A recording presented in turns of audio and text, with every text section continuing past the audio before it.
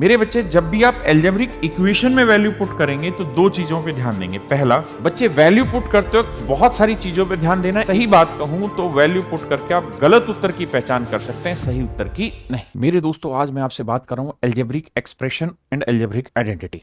मेरे प्यारे बच्चों, आज हम चर्चा कर रहे हैं कि वैल्यू कैसे पुट करते हैं वेरिएबल्स में, कब पुट करते हैं, क्या क्या लिमिटेशन है और क्या इससे सही आंसर ढूंढा जा सकता है या नहीं। तो मेरे दोस्तों, दो तरीके की अलजेब्रिक चीजें होती हैं। एक होता है अलजेब्रिक एक्सप्रेशन और एक होता है अलजेब्रिक इक्वेशन। इसे हम कहते हैं बीजगणितीय फलन और इसे कहते हैं बीजगणितीय समीकरण। मेरे प्यारे बच्चों, जब भी अलजेब्रिक एक्सप्रेशन है तो आप फ्री माइंड हैं, आप कोई भी वैल्यू रख सकते हैं।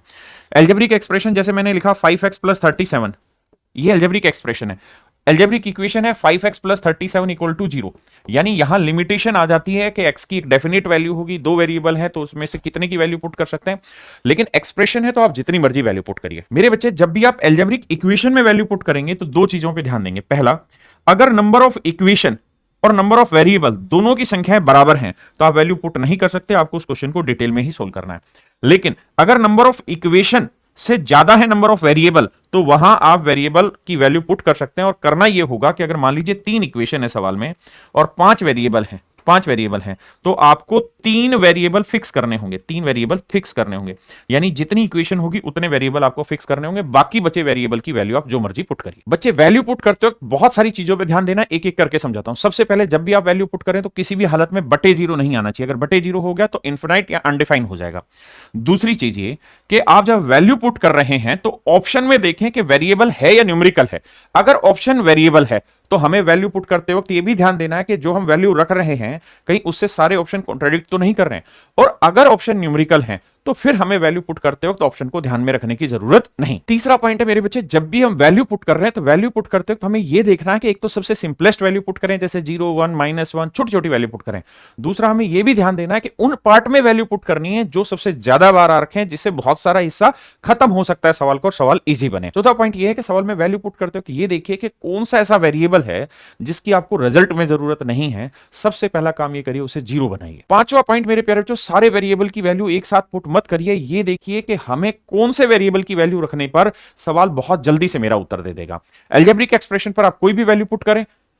सातवां और सबसे मेन पॉइंट ये मेरे दोस्तों कि जब भी आप वैल्यू पुट करते हैं तो आप कभी भी सही उत्तर नहीं ढूंढते, आप ये कोशिश करते हैं कि हम गलत उत्तर को एलिमिनेट कर दें। यानी सही बात कहूं तो वैल्यू पुट करके आप गलत उत्तर की पहचान कर सकते हैं, सही उत्तर की नहीं। मेरे दोस्त, सवाल में पूछा है कि इस अलजेब्रिक एक्सप्रेशन में क्या जोड़ें कि परफेक्ट स्क्वायर बन जाए। तो अलजेब्रिक एक्सप्रेशन है, ऑप्शन में सारी वैल्यू एक ही टर्म में दे रखी है। तो सबसे पहला काम यह है कि एक्स की आप कोई भी वैल्यू रख लीजिए क्योंकि उसका सवाल में इंपैक्ट नहीं है। ऐसी वैल्यू मत रख देना जो इस पूरे को 0 बना दे, क्योंकि अगर मैं एक्स की वैल्यू 0 ले दूं तो 0 को किसी से भी गुना करेंगे 0 बन जाएगा। तो फिर यहां से क्या होगा कि आप ए की वैल्यू ही डिफाइन नहीं कर पाएंगे। इसलिए एक्स की वैल्यू 0 ना रख के कुछ भी रख लीजिए। मैं एक्स की वैल्यू 1 रख लेता हूं और ए की वैल्यू भी मेरे दोस्तों में 1 रख लेता हूं। आपने कहा जी ठीक है, अगर ये 1 है तो ये 1 और 1 2 आ गया मेरे बच्चे, ये 2 और 1 3 आ गया। जब दोनों की वैल्यू 1 1 रखोगे, 3 और 1 4 आ गया। तो 4 3 12, 12 दूनी 24, एकम 24। अब देखिए कि 24 में मैं क्या जोड़ूं कि परफेक्ट स्क्वायर बन जाए। तो ए की वैल्यू 1 रखूंगा, 9 आएगा, 1 रखूंगा 4 आएगा, 1 आएगा और ये आएगा 5। तो 24 में 5 जोड़ूंगा, परफेक्ट स्क्वायर नहीं। 24 में 1 जोड़ूंगा, परफेक्ट स्क्वायर है। 4 जोड़ूंगा, 28 नहीं बनेगा, 33 नहीं बनेगा। तो केवल और केवल ऑप्शन सी मेरा करेक्ट आंसर है। मेरे प्यारे बच्चों, पूछा कि इसकी वैल्यू बताइए। अलजेब्रिक एक्सप्रेशन है, आप सबकी वैल्यू मत पुट करिए। अलजेब्रिक एक्सप्रेशन में आप सबकी वैल्यू रख सकते हैं लेकिन सबकी मत रखिए, किसी एक को पकड़िए। आप देख रहे हैं एक्स बहुत जगह है तो मैं एक्स को उठा के 0 रख देता हूं। एक्स 0 लेने का फायदा यह है कि ये 0 हो गया, ये 0 हो गया। एक्स 0 लेने पे ये 0 हो गया, ये 0 हो गया, ये 0 हो गया, ये 0 हो गया। यानी अगर ध्यान दोगे तो ऊपर बचा y + z ब्रैकेट में, वो इससे कट जाएगा। यहां बचा y × z, यहां y था और यहां z था, ब्रैकेट है, y × z से y × z कटा तो आंसर आ गया मेरे बच्चों ऊपर। बहुत सारे बच्चे गलती क्या करेंगे कि यहां पे x y z तीनों की वैल्यू रखेंगे। हमें इसी चीज से बचना है कि कैलकुलेशन आसान करने के लिए वैल्यू पुट करते हैं। मेरे दोस्त, आप देख रहे हैं यहां सारी जगह स्क्वायर रूट a है, तो a की ऐसी वैल्यू रखिए जिसका स्क्वायर रूट निकाल सकते हैं। आप कहेंगे सर a की वैल्यू 1 रख लें, तो भाई 1 रखने में दिक्कत क्या है कि इसका आंसर भी 1 आ जाएगा, इसका आंसर भी 1 आ जाएगा, ऑप्शन कॉन्ट्राडिक्ट हो जाएगा। तो वैल्यू ऐसी रखिए कि ऑप्शन पे भी नजर डाल के, तो हमें वैल्यू रख लेनी चाहिए a की कितनी, 4। a की वैल्यू 4 रख लेनी चाहिए। अगर मैं a की वैल्यू 4 रखूं तो 4 और 1 5। आपने कहा जी बिल्कुल ठीक है। 4 का वर्गमूल 2 और यहां माइनस है तो 1/2 आ गया। तो सोल्व करेंगे, 2 दूनी 4 और 1 5/2, 5 से 5 कट के कुल मिला के 2 आया है मेरे बच्चे। अब यहां मैं वैल्यू रखूं 4 तो 4 का वर्गमूल आया, 2 यहां माइनस पावर है तो 1/2 हो जाएगा। जोड़ेंगे तो यह आएगा मेरे बच्चे 5/2। नीचे सोल्व करोगे तो आप देखेंगे कि यहां 4 और 1 5 बनेगा, 5 से 5 कैंसिल हो जाएगा, कट के बचा 1/2। यहां देखोगे तो ये आएगा 4 का वर्गमूल 2, 1/2 आया। अब मेरे दोस्तों ध्यान से देखो कि 1/2 से 1/2 कट गया, आंसर आया 2। देखते हैं कौन सा आंसर 2 देगा। अगर मैं 4 रखूंगा तो ये 2 देगा, ये 1/2 देगा, ये मेरे बच्चे कितना देगा 3 देगा, और ये मेरे बच्चे 1 आंसर देगा। मेरा आंसर क्या है 2। मेरे दोस्तों अलजेब्रिक एक्सप्रेशन है, सवाल में कह रहा है ये कोई सीरीज है और इस सीरीज में n टर्म है, ये कोई सीरीज है इसमें 2n टर्म है, और कह रहा है कि इनका जोड़ a है इनका जोड़ b है, तो a:b का रेशियो निकालिए। सबसे पहला काम क्या है कि वेरिएबल ढूंढिए क्या है, तो वेरिएबल है n। अलजेब्रिक एक्सप्रेशन है, किसी चीज के इक्वल नहीं दे रखा, ये तो नाम लिखा हुआ इसका a है, ये इसका नाम लिखा हुआ b, और कहता है इन दोनों के जोड़ का रेशियो निकालिए। तो मेरे बच्चे मैं क्या करता हूं, n की वैल्यू रख लेता हूं 0। आप कहेंगे 0 रख लेंगे तो जीरो टर्म तो कुछ होती ही नहीं है, तो सर हम n की वैल्यू रख लेते हैं 1। तो अगर यहां 1 टर्म है तो इसका मतलब a की वैल्यू आएगी केवल 1। अगर यहां 1 रखूंगा तो यहां 2 टर्म हो जाएगी, क्योंकि 2n टर्म है तो n की वैल्यू 1 रखूंगा तो 2 × 1 2 टर्म हो जाएंगे। 2 टर्म का मतलब हुआ ये 2 टर्म का जोड़, तो जोड़ेंगे 2 एकम 2 1 3/2।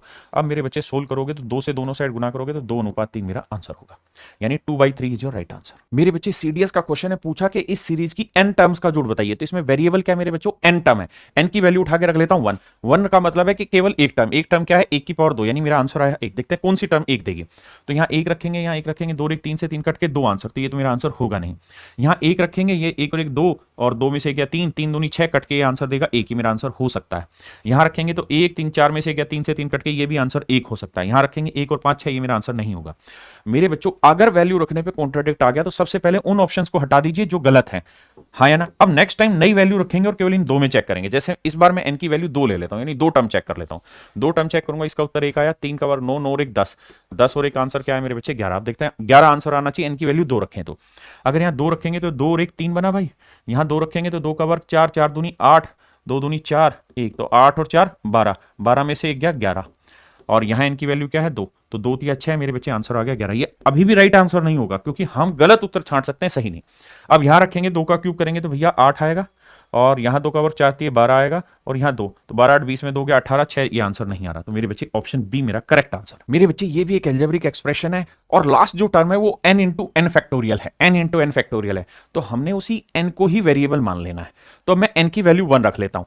अगर मैं n की वैल्यू 1 रखूंगा तो इसका मतलब बना कि पहली ही टर्म की बात हो रही है। अगर पहली टर्म की बात हो रही है तो 1 फैक्टोरियल की वैल्यू 1 क्यों ना 1, मतलब आंसर आएगा 1। देखता हूं कौन सा ऑप्शन 1 आंसर देगा।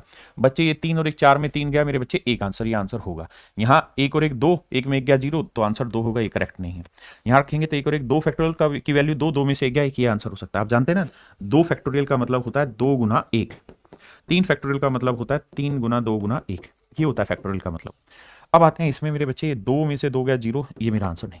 तो सबसे पहला काम ये कि जो ऑप्शन गलत है उनको हटा दो लिस्ट से। अब 2 बच गए, इन दोनों में से हमें छटनी करनी कौन सा है। अब मैंने बच्चे n की वैल्यू 1 रखी, इस बार मैं n की वैल्यू रख लेता हूं 2।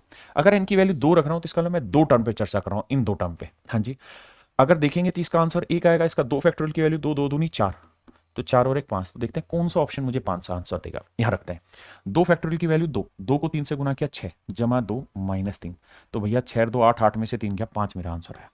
यहां आते हैं 2 और 1 3, 3 फैक्टोरियल की वैल्यू 6, 6 में से 1 गया 5 आंसर आया। फिर से वैल्यू कॉन्ट्राडिक्ट हो गई मेरे बच्चे। अगर कॉन्ट्राडिक्ट हो गई तो परेशान नहीं होना, आप गलत छटनी कर सकते हैं, सही नहीं बता सकते। तो फिर क्या करना पड़ेगा कि आपको दोबारा से वैल्यू चेंज करनी पड़ेगी। अब मेरे बच्चों मुझे क्या करना पड़ेगा, n की वैल्यू बदलनी पड़ेगी, 3 रखनी पड़ेगी। n की वैल्यू 3 लूंगा तो मुझे 3 टर्म पे आंसर ले जाना पड़ेगा। तो 3 फैक्टोरियल की वैल्यू थी 6 6 3 18, 2 दूनी 4, 1 1 1, तो 18 और 4 22 और 1 23, यानी जो ऑप्शन 23 आंसर देते वो सही है। अब यहां देखना भाई, अगर मैं n की वैल्यू 3 रखूंगा तो 3 फैक्टोरियल की वैल्यू होती है कितनी 6, तो 6 3 कितना हुआ मेरे भाई 18, जमा में n की वैल्यू 3 है भाई और माइनस 3, तो आंसर आया 18, जबकि मुझे आंसर क्या चाहिए 23। अब यहां रखना मेरे बच्चे, तो 3 और 1 4, 4 फैक्टोरियल की वैल्यू 24, 24 में से 1 गया 23 ही मेरा आंसर आ गया। तो ऑप्शन सी मेरा आंसर है। वैसे भी आगे के लिए ध्यान रखना, अगर आप सीडीएस जैसे एग्जाम की तैयारी कर रहे हैं तो वहां ये सवाल डायरेक्ट पूछा जाता है, और ये एक ट्रिक होती है कि जब भी इस तरह सवाल हो 1 × 1 factorial plus 2 × 2 factorial plus 3 × 3 factorial plus n × n factorial, तो इसकी वैल्यू हमेशा ही n + 1 फैक्टोरियल -1 होती है। विल्सन रिमाइंडर थ्योरम जो बनाते हैं उसके पीछे का लॉजिक यही रहता है। मेरे बच्चे इसमें क्या है, सारे के सारे ऑप्शन न्यूमेरिकल है। अगर न्यूमेरिकल ऑप्शन है तो अपनी मर्जी से कुछ भी रखिए, तो मैं उठा के 0 रख ले रहा हूं। 0 रखने पे ये क्या बन जाएगा 3 की पावर 1 3, ये क्या बन जाएगा 3 की पावर 0 1, 3 में से 1 गया 2, नीचे आएगा 2। अब 0 रखेंगे तो 0 और 2 2, 3 की पावर 2 9 आया मेरे बच्चे। यहाँ 0 में 1 जोड़ा 1, 3 की पावर 1 3 आया, 9 और 3 12 आंसर आया, और नीचे क्या बचा है 2, 12 को 2 से काटेंगे मेरे बच्चे आंसर आया 6, ऑप्शन सी। मेरे दोस्तों ये सवाल है एल्जेब्रिक इक्वेशन का, तो आप देखिए कितनी इक्वेशन है, एक इक्वेशन है, तो वेरिएबल कितने हैं 2, तो एक को फिक्स करिए। लेट से हम x को फिक्स करते हैं, y की वैल्यू 0 रख देते हैं, जीरो रख दिया तो x की वैल्यू क्या है 2017। अगर 2017 रखेंगे -1 की पावर तो ये ओड नंबर है तो आंसर देगा -1 ही, और इसकी पावर जीरो रखेंगे तो आंसर देगा +1। जोड़ोगे तो मेरे बच्चे आंसर होगा 0। मेरे दोस्तों ये एल्जेब्रिक इक्वेशन है, एक इक्वेशन और वेरिएबल कितने हैं 1 2 3 4, तो किसी एक को फिक्स करना, बाकी की जो मर्जी वैल्यू रखिए। लेकिन वैल्यू रखते वक्त ये देखिए कि हमें किस पार्ट की वैल्यू रखना आसान है। अगर आप एबीसी की रखेंगे ठीक नहीं है, उठा के एस की वैल्यू जीरो ले लो, जीरो लेने से ये खत्म है, ये खत्म है, ये खत्म है, ये खत्म है। ध्यान से देखोगे तो यहां बनेगा ए स्क्वायर, यहां बनेगा +b², यहां +c², ऊपर नीचे सेम आएगा, कट के मेरा आंसर आ जाएगा 1। देखिए मेरे प्यारे बच्चों, इस सवाल में वैल्यू पुट करने से पहले देखिए कितनी इक्वेशन है, एक इक्वेशन, वेरिएबल कितने एक्स और वाई 2। तो मेरे दोस्त कौन सी वैल्यू सबसे ज्यादा बार आ रही है, यहाँ पे। तो मेरा फर्ज ये बनता है जो सबसे ज्यादा बार आ रहा है उसे जीरो ले लो, लेकिन जीरो लेने पे नुकसान क्या है, ये जीरो हो गया, ये जीरो हो गया, तो y² = -1 आएगा और ये बन जाएगा इमेजिनरी नंबर। तो इससे बचने के लिए क्या करें हम, x जीरो ना लेके सर हम y को जीरो लेते हैं या x को 1 ले लेते हैं। अगर x को 1 ले लेते हैं तो ये 1 हुआ, ये भी 1 हुआ और ये 2 हुआ, तो 1 + y² + 1 = 2। तो 2 1 1 कट जाएगा तो y² की वैल्यू 0, तो इसका मतलब y की वैल्यू क्या आ गई 0। अब मेरे दोस्त y की वैल्यू 0 मतलब ये 0 हुआ, x की वैल्यू 1 1 की जो मर्जी पावर करो 1, आंसर आएगा 1। देखिए मेरे बच्चे, इसमें ये समझिए कि वेरिएबल कितने हैं 2 और इक्वेशन कितनी बाबू एक इक्वेशन 2 वेरिएबल, तो करो क्या मेरे भाई, एक को उठा के जीरो टेक दो। मैं b को जीरो रख दूंगा तो ये खत्म, ये खत्म, ये खत्म, ये खत्म, a² का स्क्वायर रूट a आएगा, इसका a आएगा, तो a और a मेरे बच्चे क्या हुआ 2a, 2a की वैल्यू 1 है तो नेचुरल है a की वैल्यू 1/2 है। अब b तो जीरो रख दिया तो ये तो जीरो हो गया, बचा एक को गुना करोगे यही आया, तो ये 1, a की वैल्यू 1/2 स्क्वायर करोगे 1/4, तो आंसर होगा 3/4। Option D is your right answer. देखिए मेरे बच्चे, इस सवाल में कितनी इक्वेशन है गौर करेंगे तो एक इक्वेशन यहाँ, एक इक्वेशन यहाँ है, और सर वेरिएबल कितने, तो वेरिएबल है 6। तो दो इक्वेशन है और 6 वेरिएबल है, तो इसका मतलब ये हुआ कि आप 2 इक्वेशन मतलब 2 वेरिएबल फिक्स करोगे, बाकी 4 की आप जो मर्जी वैल्यू रखो। तो मैं क्या करता हूं, इन 4 की वैल्यू रख के देता हूं। ए की वैल्यू, इन दोनों का जोड़ 1 है तो इसे भी 1/2 मान लेते हैं, इसे भी 1/2 मान लेते हैं। 1/2 मानने के लिए आपने ए को क्या माना है 1, एल को क्या माना है भैया 2, एम को क्या माना है 1 और बी को क्या मान लिया साहब आपने 2, तभी तो ऐसा हुआ। अब यही सेम चीज आप यहां रख दीजिए, यहां m/b है 1/2, तो b/m क्या हो जाएगा 2/1। आपने कहा जी बिल्कुल ठीक है। अब मेरे बच्चे आंसर आना चाहिए 1, क्या किया जाए साहब, तो n/c की क्या वैल्यू रखें कि 1 आ जाए, सर कुछ भी नहीं, -1/1 ही रखनी पड़ेगी, और कोई तरीका है ही नहीं आपके पास। बिल्कुल ठीक बात है सर, n/c की वैल्यू -1/1 रखेंगे तभी तो 2 में से क्या एक आया, तो n/c की वैल्यू -1 है तो यहां c/n की वैल्यू भी क्या होगी -1/1 ही होगी, और l/a, तो l की वैल्यू क्या है 2 और a की वैल्यू क्या है 1, तो 2/1 यानी 2 में से 1 गया, 1 मेरा आंसर है। Option A is your right answer.